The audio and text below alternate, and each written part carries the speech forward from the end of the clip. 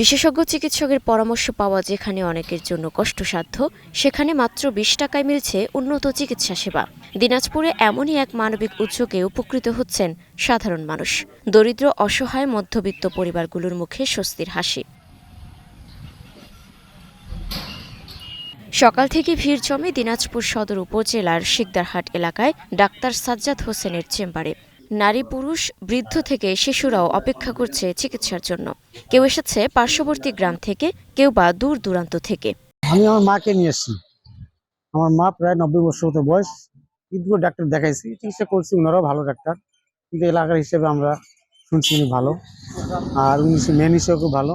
বিনা পয়সায় চিকিৎসা দিচ্ছে এখানে, পয়সা ভিজি নেই না।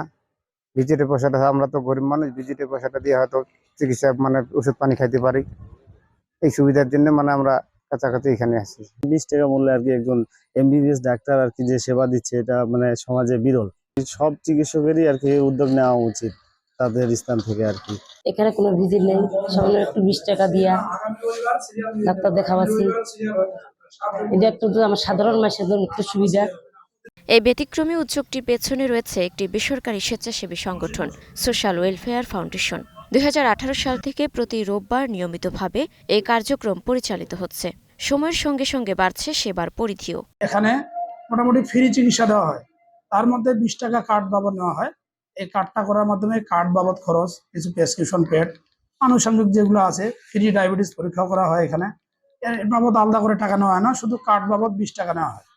তো এই উদ্যোগের মাধ্যমে আমাদের 6 নম্বর আউলিয়াপুর এবং তথাপি আশেপাশে মানুষের, অনেক গরিব মানুষের চিকিৎসাটা দেওয়া হয়। চিকিৎসা সেবাকে বাণিজ্যিক দৃষ্টিকোণ থেকে নয়, মানবিক দৃষ্টিকোণ থেকে দেখলে সমাজের প্রতিটি মানুষ উপকৃত হতে পারে, এমন ধারণা থেকে নিজ এলাকাতেই সেবামূলক কাজটি শুরু বলে জানান চিকিৎসক সাজ্জাদ হোসেন। চিকিৎসা সেবা গ্রহণের যে মানুষদের মধ্যে যে সমস্যা, যে দরিদ্রতা, সেটা আমি ছোটবেলা থেকে দেখে আসতেছি। তো এইখান থেকেই আমার এই জিনিসটা মাথার মধ্যে ঢুকে গেছে যে এলাকার মানুষদের জন্য চিকিৎসা সেবা কেন্দ্রিক কোনো কিছু করা যায় কিনা।